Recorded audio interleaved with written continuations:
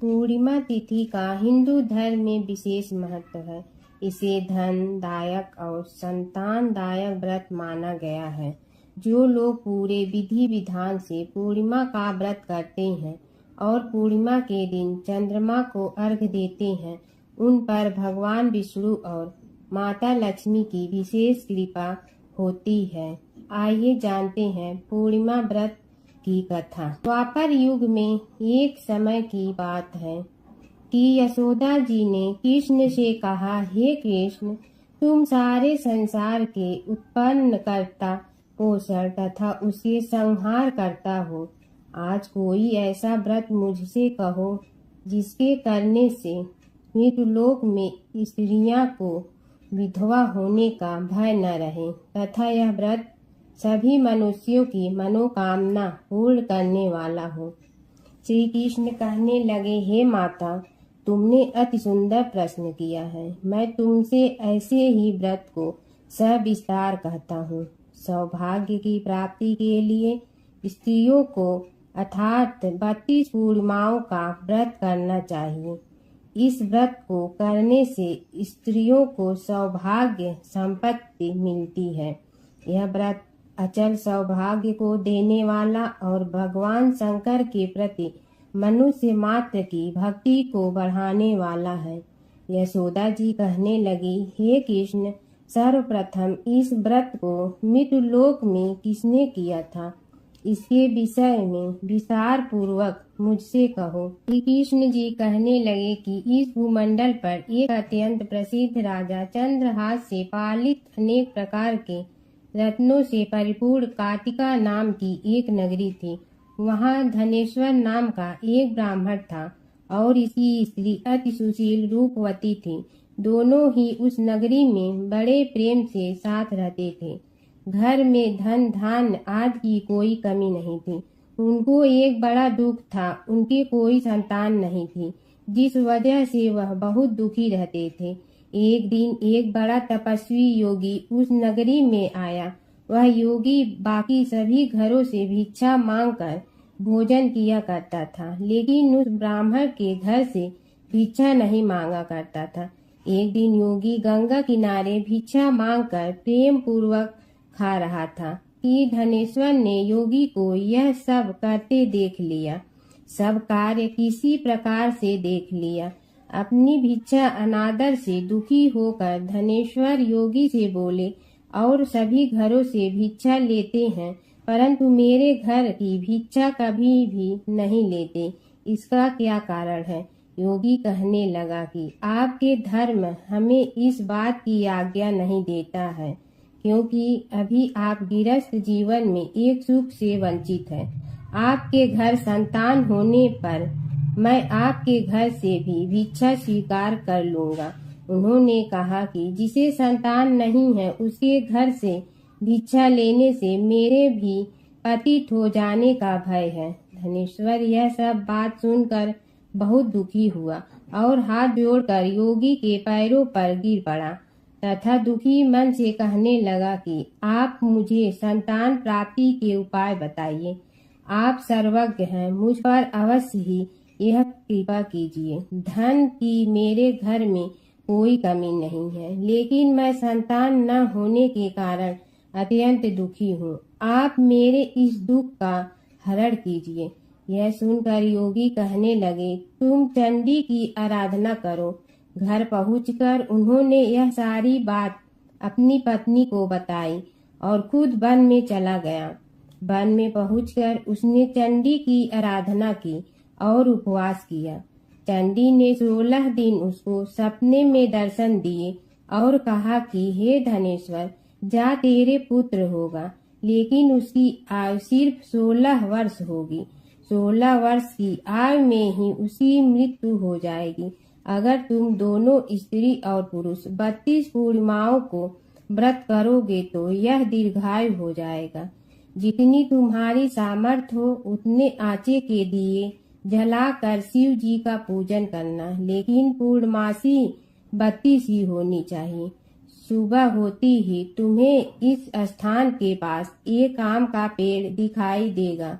उस पर चढ़कर एक फल तोड़कर अपने घर चले जाना। अपनी स्त्री का इस बारे में बताना। सुबह स्नान होने के बाद वह स्वच्छ होकर शंकर जी का ध्यान करके उस फल को खा ले। तब शंकर भगवान की कृपा से उसको गर्भ हो जाएगा। जब ब्राह्मण सुबह उठा तो उसे उस स्थान पर आम का पेड़ दिखाई दिया और वह उससे फल तोड़ने के चढ़ा, लेकिन वह पेड़ पर चढ़ नहीं पा रहा था। यह देखकर उसे बड़ी चिंता हुई।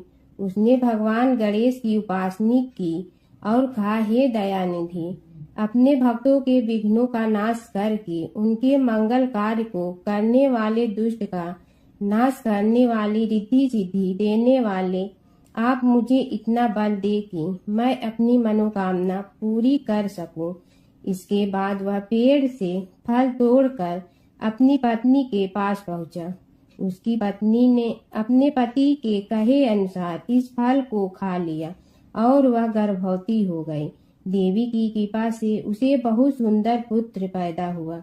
उसका नाम उन्होंने देवी दास रखा। माता पिता के हर्ष और शोक के साथ वह बालक बढ़ने लगा। भगवान की कृपा से बालक बहुत ही सुंदर था, सुशील और पढ़ाई लिखाई में भी बहुत ही निपुण था। दुर्गा जी की कथा अनुसार उसकी माता से 32 पूर्णमासी का व्रत रखा। जैसे ही 16वां वर्ग लगा, दोनों पति पत्नी बहुत दुखी हुए, कहीं उनके पुत्र की मृत्यु न हो जाए। उन्होंने सोचा कि अगर उनके सामने यह सब हुआ तो वह कैसा देख पाएंगे। तभी उन्होंने देवीदास के मामा को बुलाया और 1 वर्ष के लिए देवीदास को काशी में पढ़ने के लिए भेज दिया। 1 वर्ष के बाद उसे वापस लेकर आ जाना। देवीदास अपनी माता के साथ एक घोड़े पर सवार होकर चल दिया। उसके मामा को भी यह बात पता नहीं था। दोनों पति पत्नी से 32 पूर्णमासी का व्रत पूरा किया। दूसरी तरफ मामा और भांजा दोनों रात गुजारने के लिए रास्ते में एक गांव में रुके। उस गांव में ब्राह्मण की कन्या का विवाह होने वाला था। जिस धर्मशाला में वर और बारात के बाकी लोग रुके हुए थे, उसी धर्मशाला में देवीदास और उसका मामा ठहर गए। उधर कन्या को तेल आज चढ़ाने के बाद जब लग्न का समय आया तो वर की तबीयत खराब हो गई। वर के पिता ने अपने परिवार वालों से विचार विमर्श करके कहा कि यह देवीदास मेरे पुत्र जैसा ही है, मैं इसके साथ लगन करा दूं और बाद में बाकी सारे काम मेरे बेटे के साथ पूरे हो जाएंगे। ऐसे कहने के बाद वर के पिता देवीदास को मांगने के लिए उसके मामा के पास गए और उन्हीं सारी बात बताई। मामा ने कहा कि कन्यादान में जो कुछ भी मिलेगा वो हमें दे दिया जाए। वर के पिता ने बात स्वीकार कर ली। इसके बाद देवीदास का विवाह कन्या के साथ संपन्न हो गया। इसके बाद वह अपनी पत्नी के साथ भोजन न कर सका और मन में विचार करने लगा कि न जाने यह किसी पत्नी होगी। यह सोचकर उसकी आंखों में आंसू आ गए। तब वधू ने पूछा कि क्या बात है, आप उदास क्यों हैं? तब उसने सारी बातें पत्नी को बता दी। तब कन्या कहने लगी, यह ब्रह्मा विवाद के विपरीत है। आप ही मेरे पति हैं, मैं आपकी पत्नी रहूंगी, किसी अन्य की कभी नहीं। तब देवीदास ने कहा, ऐसा मत करिए, क्योंकि मेरी आय बहुत कम है, मेरे बाद आपका क्या होगा। लेकिन उसकी पत्नी नहीं मानी और बोली, स्वामी आप भोजन कीजिए। दोनों रात में सोने के लिए चले गए। सुबह देवीदास ने पत्नी को 4 नगों से जड़ी एक अंगूठी दी और एक रुमाल दिया और बोला कि हे प्रिय, इसे लो और संकेत समझकर स्थिर चित्त हो जाओ। मेरे मरण और जीवन जानने के लिए एक पुष्प वाटिका बना लो, उसमें सुगंधित वाली एक नव मल्लिका लगा लो, उसको प्रतिदिन जल से सींचा करे और आनंद के साथ खेलो कूदो। जिस समय और जिस दिन मेरा प्राणांत होगा उस दिन यह फूल सूख जाएंगे। जब यह फिर से हरे हो जाए तो जान लेना मैं जीवित हूँ। यह समझाकर वह वहां से चला गया। इसके बाद वह जब वर और बाकी बाराती मंडप में आए तो कन्या ने उसे देखकर कहा कि ये मेरे पति नहीं है, मेरे पति वह हैं जिनके साथ रात में विवाद हुआ है, इसके साथ मेरा विवाह नहीं हुआ है। अगर यह वही है तो यह बताए कि मैंने इसके क्या दिए हैं। साथ ही कन्यादान के समय को आभूषण मिले उन्हें दिखाए। कन्या की ये सारी बातें सुनकर वह कहने लगा कि मैं यह सब नहीं जानता। इसके बाद सारी बारात भी अपमानित होकर लौट गई। भगवान कृष्ण बोले, हे माता, इस प्रकार देवी दास काशी चला गया। कुछ समय जब बीत गया तो एक सर्प उसको डसने के लिए वहां आया, लेकिन वह उसको काट नहीं पाया, क्योंकि उसकी माता ने पहले ही 32 पूर्णिमा का व्रत कर लिए थे। इसके बाद खुद काल वहां पहुंचा। भगवान की कृपा से तभी वहां माता पार्वती और भगवान गणेश आ गए। देवी दास को मूर्छित दशा में देखकर माता पार्वती ने भगवान शिव से प्रार्थना की, महाराज, इस बालक की माता ने पहले ही 32 पूर्णिमा के व्रत कर लिए हैं, आप इसको प्राण दे। भगवान शिव ने माता पार्वती के कहने पर उसे प्राण दान दे दिया। उधर उसकी पत्नी उसके काल की प्रतीक्षा कर रही थी। उसकी पत्नी ने जाकर देखा कि पुष्प और पात्र दोनों ही नहीं है तो उसको बहुत आश्चर्य हुआ, और जब उसने देखा कि पुष्प वाटिका फिर से हरी हो गई तो वह समझ गई कि उसका पति जिंदा हो गया है। इसके बाद वह बहुत ही प्रसन्न होकर अपने पिता से कहने लगी कि मेरे पति जीवित हैं, उनको ढूंढिए। जब 16वां वर्ष व्यतीत हो गया तो देवी दास भी अपने मामा के साथ काशी चल दिया। इधर उसकी पत्नी के परिवार वाले उसे ढूंढने के लिए जा रहे थे कि उन्होंने देखा कि देवी दास और उसका मामा उधर ही आ रहे थे। उसको देखकर उनके ससुर बहुत प्रसन्न हुए और उसे अपने घर ले आए। वहाँ सारा वर इकट्ठा हो गया और कन्या ने भी उसे पहचान लिया। देवी दास ने इसके बाद अपनी पत्नी और मामा को लेकर वहाँ से चल दिया। उसके ससुर ने भी उसे बहुत धन दहेज दिया। जब वह अपने घर की तरफ चल रहा था तो उसके माता पिता को लोगों ने खबर कर दी, तुम्हारा पुत्र देवी दास अपनी पत्नी और मामा के साथ आ रहा है।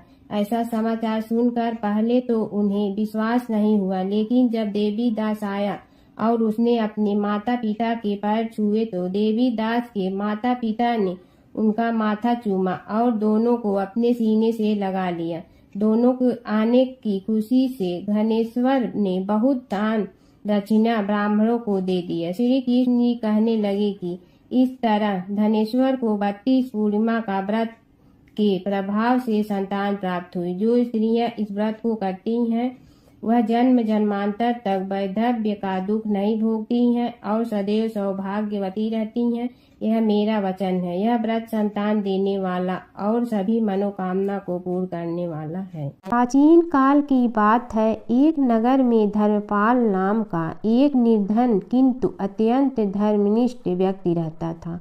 वह न तो अधिक पूजा पाठ जानता था और न ही उसके पास धन था, परंतु उसके हृदय में भगवान विष्णु के प्रति अपार श्रद्धा थी। प्रतिदिन प्रातः स्नान कर भगवान विष्णु का स्मरण करता और तुलसी दल अर्पित करता। तब भी वह हरि नाम का जाप करता रहता। एक दिन किसी कारणवश वह पूजा न कर सका। मन में ग्लानि हुई और रात को उसने भगवान विष्णु से क्षमा याचना की। उसी रात उसे स्वप्न में विष्णु ने दर्शन दिए और कहा, हे भक्त, जो भी व्यक्ति श्रद्धा से मेरा स्मरण करता है मैं उसके सभी पाप हर लेता हूँ। भक्ति में विधि नहीं भाव प्रधान होता है। कुछ समय बाद धर्मपाल के जीवन की सभी कठिनाइयाँ दूर हो गई। उसके घर में सुख शांति और समृद्धि आ गई। अंत समय में उसे वैकुंठ लोक की प्राप्ति हुई। विष्णु भगवान की कथा। एक नगर में एक सेठ व एक सेठानी रहते थे और सेठानी रोज विष्णु भगवान की पूजा करती थी। सेठ को उसका पूजा करना बिल्कुल अच्छा नहीं लगता था।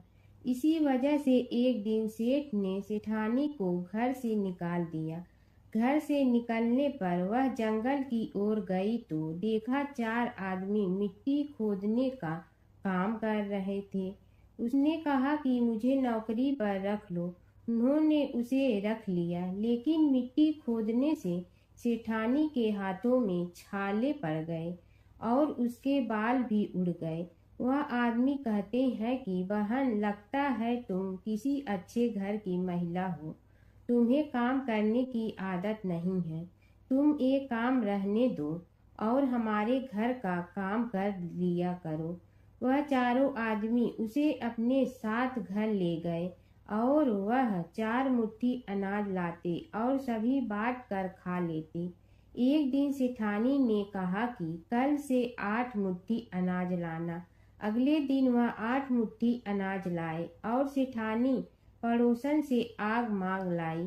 उसने भोजन बनाया, विष्णु भगवान को भोग लगाया, फिर सभी को खाने को दिया। सारे भाई बोले कि बहन, आज तो भोजन बहुत स्वादिष्ट बना है। सेठानी ने कहा कि भगवान का जूठा है तो स्वाद तो होगा ही। सेठानी के जाने के बाद सेठ भूखा रहने लगा और आस पड़ोस के सारे लोग कहने लगे कि ये तो सेठानी के भाग्य से खाता था। एक दिन सेठ अपनी सेठानी को ढूंढने चल पड़ा। उसने ढूंढते हुए वह भी उस जंगल में पहुंच गया जहां वह चारों आदमी मिट्टी खोद रहे थे। सेठ ने उन्हें देखा तो कहा कि भाई, मुझे भी काम पर रख लो। उन आदमियों ने उसे काम पर रख लिया, लेकिन मिट्टी खोदने से उसके भी हाथों में छाले पड़ गए और बाल उड़ने लगे। उसकी यह हालत देख चारों बोले कि तुम्हें काम की आदत नहीं है, तुम हमारे साथ चलो और हमारे घर में रह लो। सेठ उन चारों आदमियों के साथ उनके घर चला गया और जाते ही उसने सेठानी को पहचान लिया, लेकिन सेठानी घूंघट में थी तो सेठ को देख नहीं पाई। सेठानी ने सभी के लिए भोजन तैयार किया और हर रोज की भांति विष्णु भगवान को भोग लगाया। उसने उन चारों भाइयों को भोजन परोस दिया, लेकिन जैसे ही वह सेठ को भोजन देने लगी तो विष्णु भगवान ने उसका हाथ पकड़ लिया। भाई बोले कि बहन, ये तुम क्या कर रही हो? वह बोली, मैं कुछ नहीं कर रही हूँ, मेरा हाथ तो विष्णु भगवान ने पकड़ लिया है। भाई बोले, हमें भी विष्णु भगवान के दर्शन कराओ। उसने भगवान से प्रार्थना की तो विष्णु जी प्रकट हो गए। सभी ने दर्शन किए। सेठ ने सेठानी से क्षमा मांगी और सेठानी को साथ चलने को कहा। भाइयों ने अपनी बहन को बहुत सा धन देकर विदा किया। जब सेठानी के साथ सेठ भी भगवान विष्णु की पूजा करने लगा और उनके परिणाम से उनका घर अन्न धन से भर गया। एक समय की बात है कि विष्णु भगवान का विवाह लक्ष्मी जी के साथ निश्चित हो गया। विवाह की तैयारी होने लगी। सभी देवताओं को निमंत्रण भेजे गए, परंतु गणेश जी को निमंत्रण नहीं दिया। कारण जो भी रहा हो, अब भगवान विष्णु की बारात जाने का समय आ गया। सभी देवता अपनी पत्नियों के साथ विवाह समारोह में आए। उन सब ने देखा कि गणेश जी कहीं दिखाई नहीं दे रहे हैं। तब वे आपस में चर्चा करने लगे कि क्या गणेश जी को कोई न्योता नहीं दिया है या स्वयं गणेश जी ही नहीं आए हैं। सभी को इस बात पर आश्चर्य होने लगा। तभी सब ने विचार किया कि विष्णु भगवान से ही इसका कारण पूछा जाए। विष्णु भगवान से पूछने पर उन्होंने कहा कि हमने गणेश जी के पिता भोलेनाथ महादेव को न्योता भेजा है। यदि गणेश जी अपने पिता के साथ आना चाहते हैं तो आ जाते, अलग से न्योता देने की कोई आवश्यकता भी नहीं थी। दूसरी बात यह है कि उनको 1.25 मन मूंग, 1.25 मन चावल, 1.25 मन घी और 1.25 मन लड्डू का भोजन दिन भर में चाहिए। यदि गणेश जी नहीं आएंगे तो कोई बात नहीं, दूसरे के घर जाकर इतना सारा खाना पीना अच्छा भी नहीं लगता।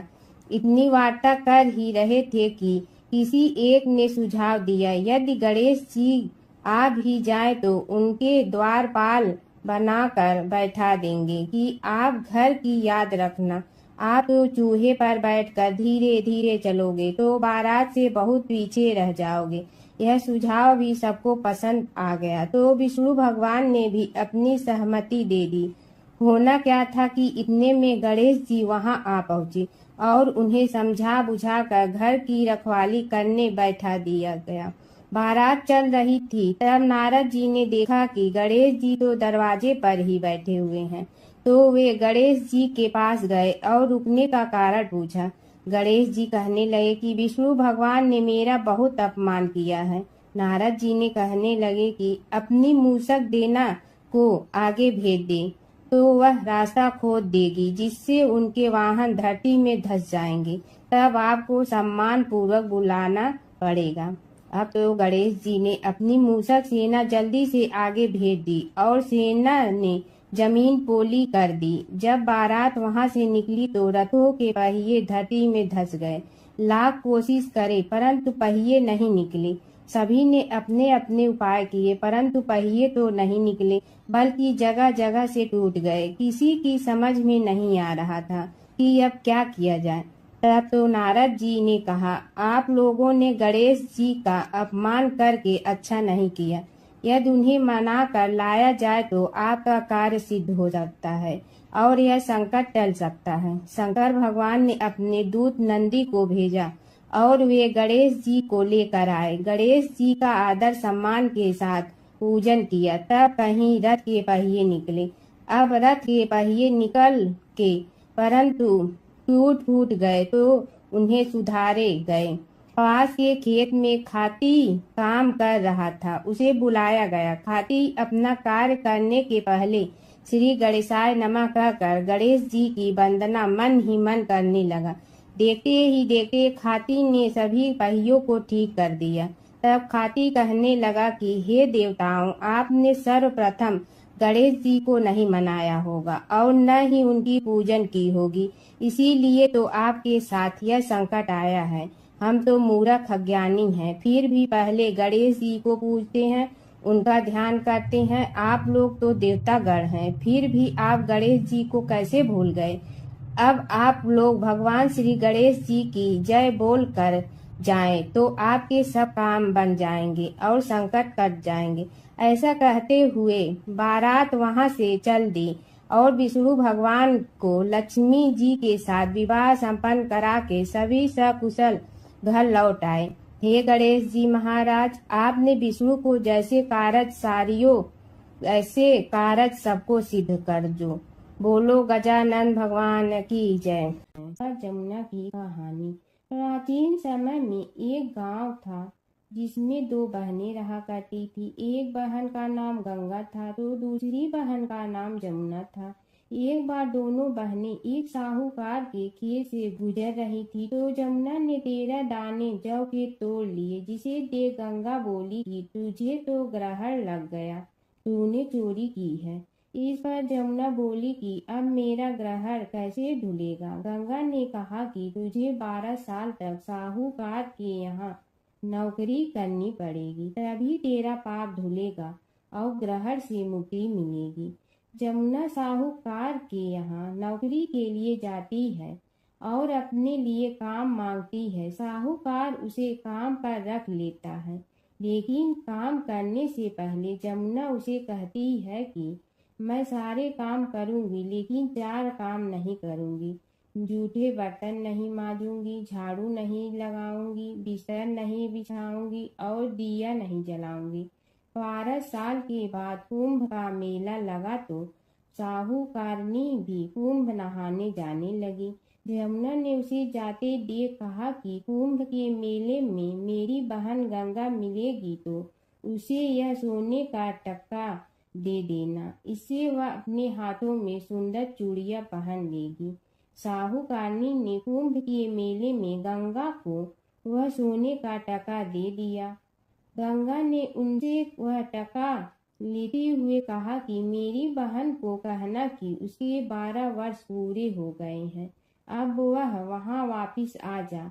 साहूकार व साहूकारनी वापिस घर आए तब जमुना मटके में पानी भर रही थी। दोनों जमुना से बोले कि हमने सोने का वह टका तेरी बहन गंगा को दे दिया था और उसने कहा है कि तेरे 12 वर्ष पूरे हो गए हैं, इसलिए अब तुम वापिस जाओ। यह समाचार सुनते ही जमुना सहस्त्र धारा में बदल गई और बहने लगी। जमुना जी का यह रूप देखकर साहूकार और साहूकारनी परेशान हो गई थी। हमारे घर में जमुना माता ने काम किया, हमें तो अब ग्रहण लग गया है, हम यह ग्रहण कैसे उतारेंगे। जमुना भागकर गंगा माता के पास चली गई। गंगा ने जमुना से पूछा कि तुम साहूकारनी से कुछ कहकर आई हो या ऐसे ही बिना बताए आ गई। तब जमुना बोली कि मैं तो कुछ भी बताकर नहीं आई हूँ। गंगा ने कहा कि जा उन्हें धीरज दे आ, नहीं तो उन्हें जीवन भर असंतोष ही रहेगा। गंगा के कहने पर जमुना माता ने साहूकारनी को सपने में दर्शन दिए और कहा कि तुम दोनों उल्टे माथे क्यों पड़े हो, जाओ उठकर खाओ पियो। तब दोनों बोले कि हम कैसे उठें, हमें तो ग्रहण लगा है, क्योंकि हमने उल्टे सीधे और पता नहीं कितने नीच कार्य आपसे कराए हैं। तब जमुना जी बोली कि तुम्हें ग्रहण नहीं लगा है, ग्रहण तो मुझे लगा था कि मैंने तुम्हारे खेत से 13 दाने जौ के चुराए थे।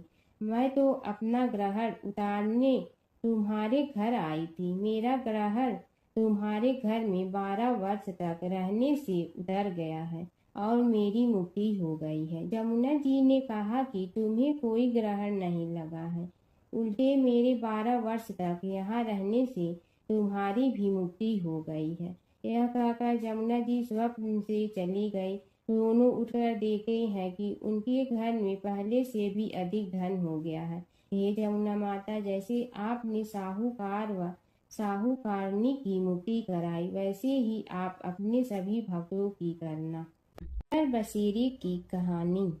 किसी गांव में एक भाट व एक जाट रहता था। दोनों में घनिष्ठ मित्रता थी। एक बार जाट अपनी बहन के घर जाने को तैयार हुआ तो भाट अपनी ससुराल जाने को तैयार हुआ। दोनों साथ चल पड़े तो रास्ते में रुककर एक कुएं की मुंडेर पर बैठ गए। जाट ने भाट से कहा कि नगर बसेरा कर लेते हैं। इस पर भाट बोला कि तू ही नगर बसेरा कर ले, मैं तो अपनी ससुराल जा रहा हूँ, वहाँ खूब खातिर होगी मेरी, तू कर ले नगर बसेरा। जाट वहीं कुएं के पास बैठ पानी की घंटी और चावल का दाना लेकर नगर बसेरा करने लगा। नगर बसेरा करने के साथ जाट कहने लगा कि नगर बसेरा जो करे सो मल धोवे पाँव, ताता माड़ा तापसी देगी मेरी माँ, माँ देगी मावशी तेगी द्वारका का वास, मीठा मीठा घास वृंदावन का वास, 5 कुल्ठी छठी रास, मेरी जीवड़ो श्री कृष्ण के पास, डालू पानी हो जाए घी, झट से निकल जाए मेरा जी। यह सब कर कर के वह जाट बहन के पास चल पड़ा। जाट की बहन ने भाई के आने पर उसकी खातिर की खी बूरा के साथ भाई को जिमाया। दोनों ने बैठकर ढेर सारी बातें की। इधर भाट अपने ससुराल पहुंचा तो वहां आग लगी हुई थी। आग बुझाने वह भी लग गया, जिसमें हाथ मुंह भी काले हो गए और खुद भी थोड़ा सुलझ गया। ना रोटी ना पानी के लिए ही किसी ने पूछा। एक पड़ोसन आई तो उसने भाट की सास को कहा कि जमाई आया है, जरा उस आओ भगत कर लो। बुढ़िया बोली कि सब कुछ तो जल गया है, अब कहाँ से आओ भगत करूं। तब पड़ोसन ने ही भाट को एक रोटी के साथ छाछ दी। उसने वही खाकर गुजारा किया। शाम को दोनों फिर घर की ओर चल पड़े और रास्ते में मिल गए और एक दूसरे का हाल पूछा। भाट बोला कि मेरी ससुराल में तो आग लगी हुई थी, आग बुझाते मैं खुद काला हो गया हूँ, ना रोटी मिली ना पानी। जाट बोला कि मेरी तो बहुत खातिर हुई। फिर बोला कि मैंने कहा था ना कि नगर बसेरा कर ले, आ अब कर ले, लेकिन भाट ने फिर मना कर दिया। कहने लगा कि चाहे रोटी दे या न दे, तेरी तो माँ है, दही चूरमा का पेड़ा धरा पाएगा। भाट ने फिर नगर बसेरा नहीं किया, जाट ने कर लिया। नगर बसेरा जो करे सो मल धोए पाँव, ताता माड़ा तापसी देगी मेरी माँ, माँ देगी मावशी देगी द्वारका का वास, मीठा मीठा घास वृंदावन का वास। 5 कुल्ठी छठी रास, मेरा जी बढ़ो श्री कृष्ण के पास। डालू पानी हो जाए घी, झट से निकल जाए मेरा जी। करके वह चल पड़ा।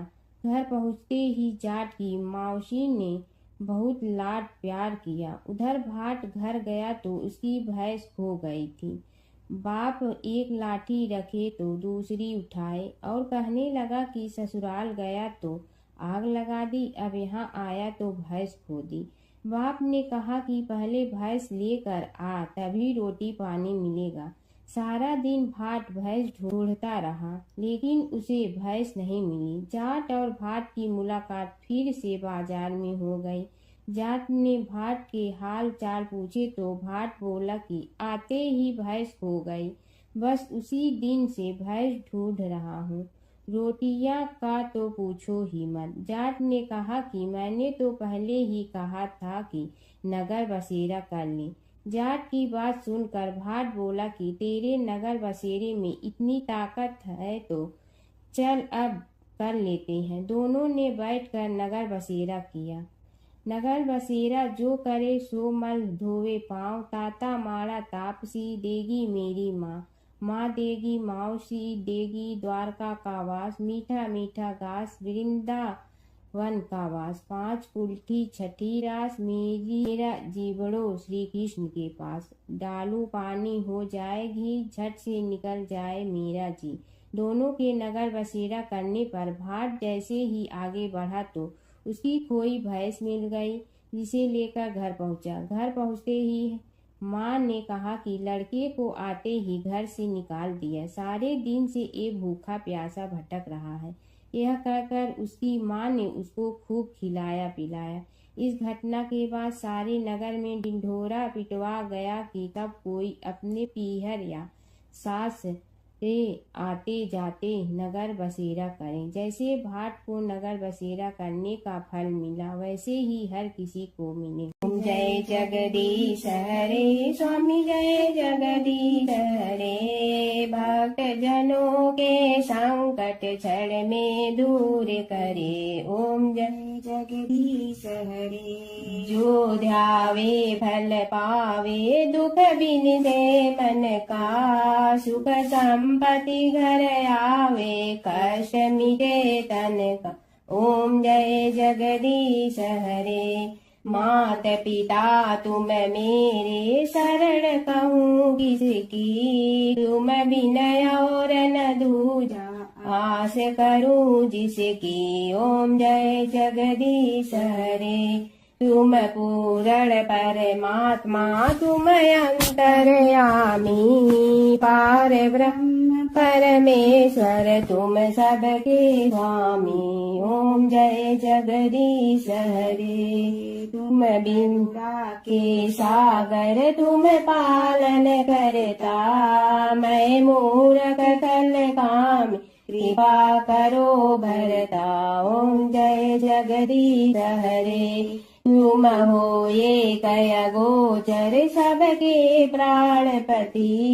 किस विधि मिलूं दया में, तुमको मैं कुमति। ओम जय जगदीश हरे। दीन बंधु दुख हरता, तुम रक्षक मेरे। अपने हाथ उठाओ, द्वार पड़ा तेरे। ओम जय जगदीश हरे। विषय विकार मिटा, पाप हरो देवा। श्रद्धा भक्ति बढ़ाओ, संतन की सेवा। ओम जय जगदीश हरे। तन मन धन सब तेरा, स्वामी सब कुछ है तेरा। तेरा तुझको अर्पण क्या लागे मेरा। ओम जय जगदीश हरे। जय जगदीश हरे स्वामी, जय जगदीश हरे। भक्त जनों के संकट क्षण में दूर करे। ओम जय जगदीश हरे स्वामी, जय जगदीश हरे। जयंती पर मारुति नंदन धूमधाम से जन्मोत्सव मनाया जाता है। इस दिन बजरंगबली की विधिवत पूजा करने के साथ साथ उनके जन्म की कथा अवश्य पढ़ना या सुनना चाहिए। हनुमान जयंती चैत्र मास की पूर्णिमा को मनाई जाती है। इस दिन अंजनी पुत्र बजरंगबली का जन्म हुआ था। इस दिन हनुमान जन्मोत्सव और हनुमान जयंती के रूप में मनाया जाता है। मान्यता है कि हनुमान जयंती पर बूंदी का भोग लगाने से और ज़रूरतमंद लोगों को प्रसाद खिलाने से हनुमान जी प्रसन्न होते हैं और आपकी सभी मनोकामनाएं पूर्ण करते हैं। हनुमान जी के बहुत से भक्त इस दिन व्रत भी रखते हैं और विधि विधान से पूजा करते हैं। मान्यता है कि इस दिन हनुमान जी के जन्म की कथा का पाठ करने से आपका व्रत पूर्ण होता है और आपको हनुमान जी की कृपा मिलती है। आइए जानते हैं हनुमान जी की जन्म की कथा। पौराणिक कथा के अनुसार त्रेता युग में अयोध्या के राजा दशरथ ने पुत्र प्राप्ति के लिए यज्ञ कराया। यज्ञ से प्रसन्न होकर अग्निदेव प्रकट हुए और उन्होंने राजा को दिव्य खीर प्रदान की। राजा दशरथ ने वह खीर अपनी तीनों रानियों में बांट दी। जब रानी कैकेयी अपने हिस्से की खीर लेने जा रही थी तभी एक चील झपटा मारकर उसे छीन कर उड़ गई। उड़ते उड़ते वह चील माता अंजना के आश्रम के ऊपर से गुजरी। उस समय अंजना माता तपस्या में लीन थी और उनको मुख ऊपर की ओर खुला था। तभी वह खीर उनके मुख में गिर गई, जिसे उन्होंने प्रसाद समझकर ग्रहण कर लिया। इस दिव्य संयोग और भगवान शिव के आशीर्वाद से माता अंजना के गर्भ से हनुमान जी का जन्म हुआ। हनुमान जी की दूसरी कथा। हनुमान जी के जन्म के विषय में एक अन्य कथा भी प्रचलित है। समुद्र मंथन के बाद भगवान शिव ने भगवान विष्णु से उनके मोहिनी रूप के दर्शन करने की इच्छा जताई। भगवान विष्णु ने उनकी इच्छा पूरी करते हुए मोहिनी रूप धारण किया। उस अद्भुत और आकर्षक रूप को देखकर शिव जी अत्यंत प्रभावित हुए और उनका दिव्य तेज प्रकट हुआ। उस दिव्य शक्ति को पवन देव ने माता अंजना के गर्भ में स्थापित किया। परिणाम स्वरूप माता अंजना के यहाँ वानर रूप में हनुमान जी का जन्म हुआ। इस कारण हनुमान जी को भगवान शिव का 11वां रुद्र अवतार भी माना जाता है। हनुमान जी की कथा। सूर्य के वर से सुवर्ण के बने हुए सुमेरु में केसरी का राज्य था। उसकी अति सुंदरी अंजना नामक स्त्री थी। एक बार अंजना ने शुचि स्नान करके सुंदर वस्त्राभूषण धारण किए। उस समय पवन देव ने उसके कर्ण रंध्र में प्रवेश कर आते समय आश्वासन दिया कि तेरे यहाँ सूर्य, अग्नि एवं सुवर्ण के समान तेजस्वी वेदांगों का मर्मज्ञ विश्वंद महाबली पुत्र होगा। और ऐसा ही हुआ भी। कार्तिक कृष्ण चतुर्दशी की महानिशा में अंजना के उदर से हनुमान जी उत्पन्न हुए। 2 प्रहर बाद सूर्योदय होते ही उन्हें भूख लगी। माता फल लाने गई। इधर लाल वर्ण के सूर्य को फल मानकर हनुमान जी उसको लेने के लिए आकाश में उछल गए। उस दिन अमावस्या होने से सूर्य को गसने के लिए राहु आया था, किंतु हनुमान जी को दूसरा राहु मानकर वह भाग गया। तब इंद्र ने हनुमान जी पर वज्र प्रहार किया। उससे इनकी थोड़ी टेढ़ी हो गई, जिससे ये हनुमान कहलाए। इंद्र की इस धृष्टता का दंड देने के लिए पवन देव ने प्राणी मात्र का वायु संचार रोक दिया। तब ब्रह्मादि सभी देवता ने हनुमान को वर दिए। ब्रह्मा जी ने अमितायु का, इंद्र ने वज्र से हत न होने का, सूर्य से अपने शतांश तेज से युक्त और संपूर्ण शास्त्रों के विशेषज्ञ होने का, वरुण ने पास और जल से अभय रहने का, यम ने यमदंड से अवध्य और पास से नाश न होने का, कुबेर ने शत्रुमर्दिनी गदा से निशंक रहने का, शंकर ने प्रमत्त और अजेय योद्धाओं से जय प्राप्त करने का, और विश्वकर्मा ने मय के बनाए हुए सभी प्रकार के दुर्बोध्य और असहाय अस्त्र शस्त्र तथा यंत्रादि से कुछ भी क्षति न होने का वर दिया। इस प्रकार के वरों के प्रभाव से आगे जाकर हनुमान जी ने अमित पराक्रम के जो काम किए वे सब हनुमान जी के भक्तों में प्रसिद्ध हैं, और जो अश्रुत या अज्ञात हैं वे अनेक प्रकार की रामायणों, पद्य, स्कंद और वायु आदि पुराणों से ज्ञात हो सकता है। माता सीता की कथा। यह कहानी सीता माता कहती थी और श्री राम इसे सुना करते थे। एक दिन श्री राम भगवान को किसी काम के लिए बाहर जाना पड़ा, तो सीता माता कहने लगी कि भगवान, मेरा तो 12 वर्ष का नित्य नियम है। अब आप बाहर जाएंगे तो मैं अपनी कहानी किसे सुनाऊंगी। श्री राम ने कहा कि तुम कुएं की पाल पर जाकर बैठ जाना और वहां जो औरतें पानी भरने आएंगी उन्हें अपनी कहानी सुना देना। सीता माता कुएं की पाल पर जाकर बैठ जाती हैं। एक स्त्री आई, उसने रेशम की जड़ी की साड़ी पहन रखी थी और सोने का घड़ा ले रखा था। सीता माता उसे देख कहती हैं कि बहन, मेरा 12 वर्ष का नित्य नेम सुन लो। पर वह स्त्री बोली कि मैं तुम्हारा नित्य नेम सुनूंगी तो मुझे घर जाने में देरी हो जाएगी और मेरी सास मुझसे लड़ेंगी। उसने कहानी नहीं सुनी और चली गई। उसकी रेशम जड़ी की साड़ी फट गई, सोने का घड़ा मिट्टी के घड़े में बदल गया। सास ने देखा तो पूछा कि ये किसका दोष अपने सिर लेकर आ गई है। बहू ने कहा कि कुएं पर एक औरत बैठी थी, उसने कहानी सुनने के लिए कहा, लेकिन मैंने सुनी नहीं, जिसका यह फल मिला है। बहू की बात सुनकर अगले दिन वही साड़ी और घड़ा लेकर सास कुएं की पाल पर गई। सास को वहीं माता सीता बैठी मिली, तो माता सीता ने कहा कि बहन, मेरी कहानी सुन लीजिए। सास बोली कि एक बार छोड़, मैं तो 4 बार कहानी सुन लूंगी। राम आए, लक्ष्मण आए, देश के पुजारी आए, नित नेम का नेम लाए, आओ राम बैठो राम। तपी रसोई जियो राम, माखन मिश्री खाओ राम। दूध बतासा पियो राम, सूत के पलका मोठो राम। साल दुसाला पोठो राम, साल दुसाला ओढ़ो राम। जब बोलो जब राम ही राम, राम संवारे सबके काम। खाली घर भंडार भरेंगे, सबका बेड़ा पार करेंगे। श्री राम जय जय राम। सास बोली कि बहन, कहानी तो बहुत अच्छी लगी। कहानी सुनकर सास घर चली गई और उसकी साड़ी फिर से रेशम जड़ी की बन गई। मिट्टी का घड़ा फिर सोने के घड़े में बदल गया। बहू कहने लगी, सासू माँ, आपने ये सब कैसे किया। सास ने कहा कि बहू, तू दोष लगा के आई थी और मैं अब दोष उतार कर आ रही हूँ। बहू ने फिर पूछा कि वह कुएं वाली स्त्री कौन है। सास बोली कि वे सीता माता थी।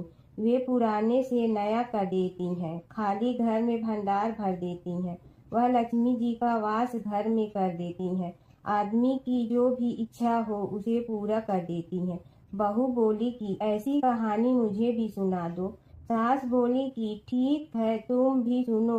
और सास ने कहानी शुरू की। राम आए, लक्ष्मण आए, देश के पुजारी आए, नित नेम का नेम लाए, आओ राम बैठो राम। तपी रसोई जियो राम, माखन मिश्री खाओ राम। दूध बतासा पियो राम, सूत के पलका मोठो राम। साल दुसाला पोठो राम, साल दुसाला ओढ़ो राम। जब बोलो जब राम ही राम, राम संवारे सबके काम। खाली घर भंडार भरेंगे, सबका बेड़ा पार करें। श्री राम जय राम। कहानी सुनकर बहू बोली कि कहानी तो बहुत अच्छी है। सास ने कहा कि ठीक है, इस कहानी को रोज कहा करेंगे। अब सास बहू रोज सवेरे उठती, नहाती धोती और पूजा करने के बाद नित नेम की सीता की कहानी कहती। एक दिन उनके यहाँ एक पड़ोस की औरत आई। और बोली कि बहन जरा सी आँच दे ना। तो वह बोली कि आज तो अभी हमने जलाई ही नहीं। पड़ोसन ने कहा कि तुम सुबह 4 बजे से उठकर क्या कर रही हो। फिर उन्होंने कहा कि सुबह उठकर हम पूजा करते हैं, फिर सीता माता की नित्य नेम की कहानी कहते हैं। पड़ोसन ने उसकी बात सुनकर फिर कहा कि सीता माता की कहानी कहने से तुम्हें क्या मिलता है। वे बोली कि इनकी कहानी कहने से घर में भंडार भर जाते हैं, सारे काम सिद्ध होते हैं, मन की इच्छा भी पूरी हो जाती है। पड़ोसन कहती है कि बहन ऐसी कहानी तो मुझे भी सुना दो। फिर वह बोली कि ठीक है, तुम भी यह कहानी सुन लो। राम आए लक्ष्मण आए, देश के पुजारी आए, नित नेम का नेम लाए, आओ राम बैठो राम। सारी कहानी सुनने के बाद पड़ोसन कहने लगी, बहन कहानी तो मुझे बहुत अच्छी लगी। अब वह पड़ोसन भी नित नेम सीता माता की कहानी कहने लगी। कहानी कहने से सीता माता ने पड़ोसन के भी भंडार भर दिए। अब तो पूरे मोहल्ले में नित नेम की कथा चल पड़ी। हर किसी की मनोकामना पूरी होने लगी। हे सीता माता, जैसे आपने उनके भंडार भरे वैसे ही आप हमारे भी भंडार भरना, सबकी भरना, कहानी सुनने वाले के भी और कहानी कहने वाले के भी। एक बार अपने पुत्र के खातिर भगवान शिव और श्री कृष्ण के बीच छिड़ गया था प्रलयंकारी युद्ध। भगवान शिव जहाँ प्रलय के देवता हैं, वहीं श्री कृष्ण पालन करता। दोनों के कारण ही यह जगत सुचारू रूप से चल रहा है और दोनों महाशक्तिशाली हैं। लेकिन कभी आपने सोचा है कि अगर कभी दोनों में युद्ध हुआ तो उसका इस संसार पर क्या असर पड़ेगा और दोनों में से विजयी कौन होगा? चलिए जानते हैं एक पौराणिक कथा जहां इन दोनों के भयंकर युद्ध का वर्णन मिलता है। पौराणिक कथा के अनुसार एक बार राजा बलि के सबसे बड़े पुत्र बाणासुर ने शिवपुत्र कार्तिकेय की सुंदरता से मोहित होकर भगवान शिव का पुत्र बनने की इच्छा जताई।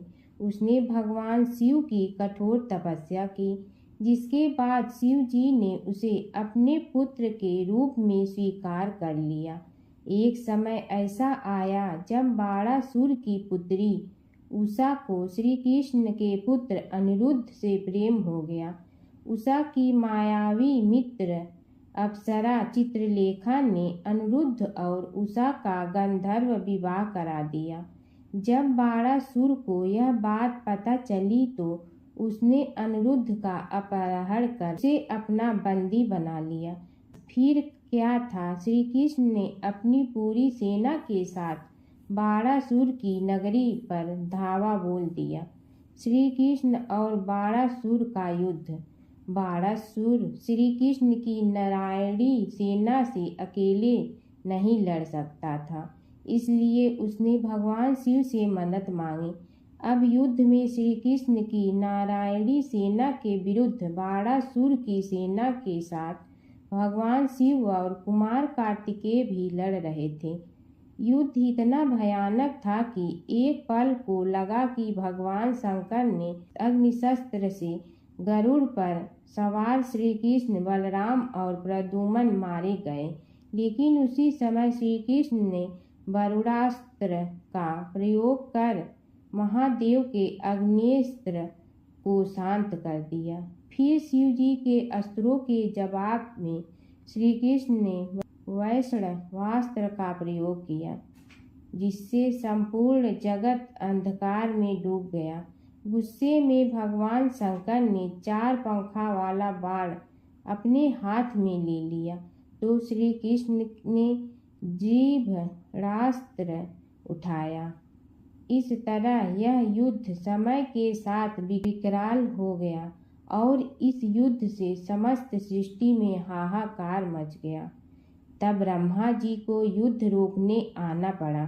उन्होंने दोनों को सारी स्थिति स्पष्ट की कि किस प्रकार उनके युद्ध से संसार का विनाश हो रहा है। उनके समझाने के बाद महादेव युद्ध में पीछे हट गए, लेकिन कार्तिकेय और बाणासुर भगवान श्री कृष्ण से युद्ध करते रहे। जब श्री कृष्ण ने बाणासुर को परास्त किया, अंत में भगवान श्री कृष्ण ने युद्ध में बाणासुर को पराजित करने के लिए अपना सुदर्शन चक्र प्रयोग किया और उसकी मदद से बाणासुर के सहस्त्र भुजाओं को काट डाला। जैसे ही श्री कृष्ण अपने चक्र से उसका वध करने लगे, कार्तिकेय के साथ महादेव वहां फिर से पहुंच गए, लेकिन इस बार उन्होंने युद्ध करने के बजाय श्री कृष्ण से बाणासुर को माफ करने का अनुरोध किया।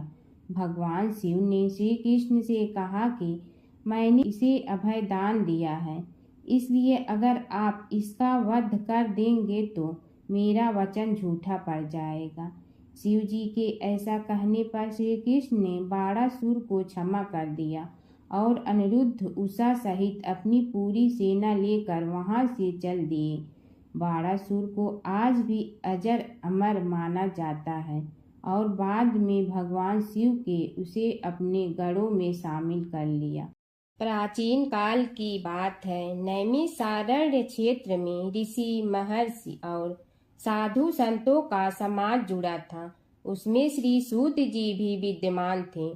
शौनक जी ने उनकी सेवा में उपस्थित होकर निवेदन किया कि हे अज्ञान रूप घोर तिमिर को नष्ट करने में करोड़ों सूर्यों के समान प्रकाशमान श्री सूत जी हमारे कानों के लिए अमृत के समान जीवन प्रदान करने वाले कथा तत्व का वर्णन कीजिए। हे सूत जी, हमारे हृदयों में ज्ञान के प्रकाश की वृद्धि तथा भक्ति, वैराग्य और विवेक की उत्पत्ति जिस कथा से हो सकती हो, वह हमारे प्रति कहने की कृपा कीजिए। शौनक जी की जिज्ञासा से सूत जी बड़े प्रसन्न हुए। पुरातन इतिहासों के स्मरण से उनका शरीर पुलकायमान हो रहा था। वे कुछ देर उसी स्थिति में विराजमान रहकर कुछ विचार करते रहे और अंत में बोले, शौनक जी, इस विषय में आपके चित्त में बड़ी जिज्ञासा है। आप धन्य हैं जो सदैव ज्ञान की प्राप्ति में तत्पर रहते हुए विभिन्न पुराण कथाओं की जिज्ञासा रखते हैं। आज मैं आपको ज्ञान के परम स्रोत रूप श्री गणेश जी का जन्म कर्म रूप चरित्र सुनाऊंगा। गणेश जी से ही सभी ज्ञानों, सभी विद्याओं का उद्भव हुआ है। अब आप सावधान चित्त से विराजमान हो। श्री गणेश जी के ध्यान और नमस्कार पूर्वक उनका चरित्र श्रवण करें। नमस्तस्मै गणेशाय ब्रह्मा विद्या प्रदायिनी यनागस्त्यसमः साक्षात विघ्न सागर सोषणे। कैसे हैं वे श्री गणेश जो सभी प्रकार की ब्रह्म विद्याओं को प्रदान करने वाले, अर्थात ब्रह्मा के सगुण और निर्गुण स्वरूप पर प्रकाश डालने और जीव ब्रह्मा का अभेद प्रतिपादन करने वाली विद्याओं के दाता हैं। वे विघ्नों के समुद्रों को महर्षि अगस्त के समान शोषण करने में समर्थ हैं, इसलिए उनका नाम विघ्न सागर शोषक के नाम से प्रसिद्ध है। मैं उन भगवान श्री गणेश जी को नमस्कार करता हूँ। प्रथम पूजा के अधिकारी श्री गणेश जी, यह कहकर सूत जी कुछ समय के लिए मौन हो गए और फिर बोले, शौनक जी, भगवान गणेश जी ही सर्वप्रथम पूजा प्राप्ति के अधिकारी हैं। किसी भी देवता की पूजा करो, पहले उनकी पूजा करो। शौनक जी ने निवेदन किया, हे भगवान, हे सूत, सर्वप्रथम यह बताने की कृपा कीजिए कि गणेश जी को प्रथम पूजा का अधिकार किस प्रकार प्राप्त हुआ। इस विषय में मेरी बुद्धि मोह को प्राप्त हो रही है कि सृष्टि रचयिता ब्रह्मा जी, पालन करता भगवान नारायण और संहार करता शिव जी में से किसी को प्रथम पूजा का अधिकारी क्यों नहीं माना गया। यह त्रिदेव ही तो सबसे बड़ा देवता माने जाते हैं। सूत जी ने कहा, शौनक जी, यह भी एक रहस्य ही है। देखो, अधिकार मांगने से नहीं मिलता, इसके लिए योग्यता होनी चाहिए। संसार में अनेकों देवी देवताएं पूजे जाते हैं। पहले जो जिसका इष्ट देव होता है वह उसी की पूजा किया करता है। इससे बड़े देवताओं के महत्व में कमी आने की आशंका उत्पन्न हो गई। इस कारण देवताओं में परस्पर विवाद होने लगा। वे उसका निर्णय प्राप्त करने के लिए शिव जी के पास पहुँचे और प्रणाम करके पूछने लगे, प्रभु हम सब में प्रथम पूजा का अधिकारी कौन है? शिव जी सोचने लगे कि किसे प्रथम पूजा का अधिकारी माने। तभी उन्हें एक युक्ति सूझी। बोले, देवगण, इसका निपटारा बातों से नहीं तथ्यों से होगा। इसके लिए एक प्रतियोगिता रखनी होगी, शिव की परिक्रमा करने की प्रतियोगिता।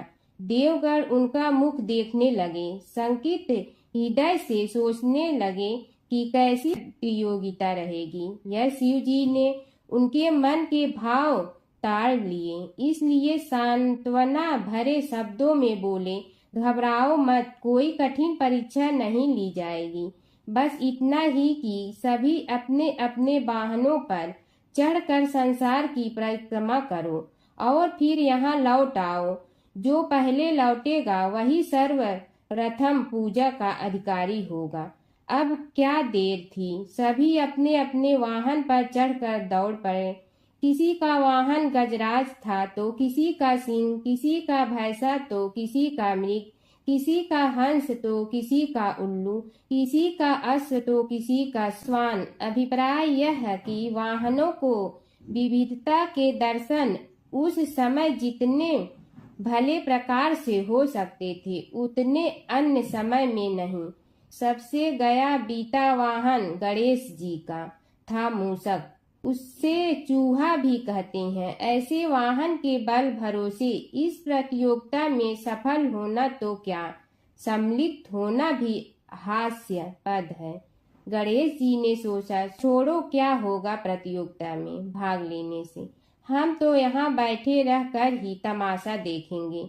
वे बहुत देर तक विचार करते रहे। अंत में उन्हें एक युक्ति सूझी। शिव जी स्वयं ही जगदाता हैं, यह संसार उन्हीं का प्रतिबिंब है, तब क्यों न इन्हीं की परिक्रमा कर ली जाए। इनकी परिक्रमा करने से ही संसार की परिक्रमा हो जाएगी। ऐसा निश्चय कर उन्होंने मूषक पर चढ़कर शिव जी की परिक्रमा की और उनके समक्ष जा पहुँचे। शिव जी ने कहा, तुमने परिक्रमा पूर्ण कर ली? उन्होंने उत्तर दिया, जी हाँ। शिव जी सोचने लगे कि इसे तो यहीं घूमते हुए देखा, फिर परिक्रमा कैसे कराया। देवताओं का परिक्रमा करके लौटना आरंभ हुआ और उन्होंने गणेश जी को वहां बैठे देखा तो माथा ठनक गया। फिर भी साहस करके बोले, अरे तुम विश्व की परिक्रमा के लिए नहीं गए? गणेश जी ने कहा, अरे मैं कब का यहाँ आ गया। देवता बोले, तुम्हें तो कहीं भी नहीं देखा। गणेश जी ने उत्तर दिया, देखते कहाँ से, समस्त संसार शिव जी में विद्यमान है। इनकी परिक्रमा करने से ही संसार की परिक्रमा पूर्ण हो गई। सूत जी बोले, शौनक, इस प्रकार गणेश जी ने अपनी बुद्धि के बल पर ही विजय प्राप्त कर ली। उनका कथन सत्य था, इसलिए कोई विरोध करता भी तो कैसे।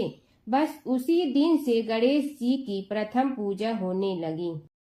की आरती। आरती की जय हनुमान लला की, दुष्ट दलन रघुनाथ कला की। जाके बल से गिरवर कापे, रोग दोष जाके निकट न झाके।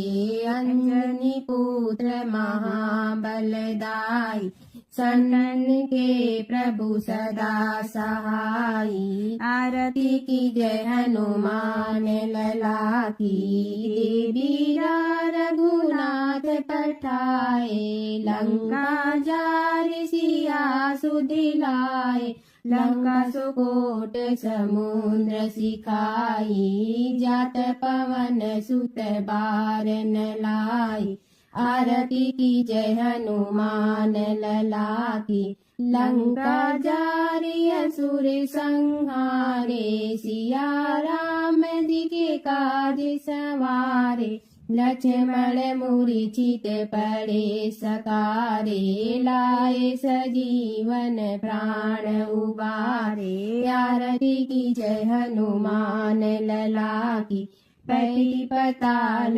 तोरी जमकारे। अहि रावण की भुजा उखारे, बाएं भुजा असुर दल मारे। दाहिने भुजा संत जन तारे। आरती की जय हनुमान लला की, सुर नर मुनि जन आरती उतारे। जय जय जय हनुमान उचारे। कंचन थार कपूर लो छाई, आरती करत अंजन माई। आरती की जय हनुमान लला की, जो हनुमान जी की आरती गावे। बसई बैकुंठ परम पद पावे, लंक विध्वंस किए रघुराय। तुलसीदास स्वामी कीर्ति गाई, आरती की जय हनुमान लला की। दुष्ट दलन रघुनाथ कला की। श्री रामचंद्र कृपाल भजु मन हरण भव भय दारुणम। नव कंच लोचन कंज मुख कर कंज पद कंजारूढ़।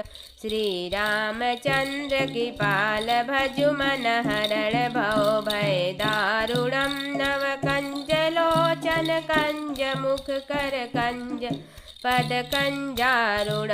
श्री रामचंद्र कृपाल भज मन हरण भव भय दारुण। श्री राम कंदर्पय गणित अमित छवि नव नील नीरद सुंदरम। कंदर्पय गणित अमित छवि नव नील नीरद सुंदर। पटपीत मानहु तड़ित रुचि सुचि नौमि जनक सुतावरम। श्री रामचंद्र कृपाल भज मन हरण भव भय दारुण। श्री राम भजु दीन बंधु दिनेश दानव दैत वंश निकंदनम। भजु दीन बंधु दिनेश दान दैत वंश निकंदनम। रघुनंदयानंद कंद कौशल चंद्र दशरथ नंदनम। श्री रामचंद्र कृपा भजु मन हरण भव भय दारुणम। श्री राम सिर मुकुट कुंडल तिलक चारुदार अंग विभूषणम। सिर मुकुट कुंडल तिलक चारुदार अंग विभूषणम। आजानुभुज सर चाप धर संग्राम जीत खरदूसरम। श्री रामचंद्र कृपाल भज हरण भव भय दारुणम। श्री राम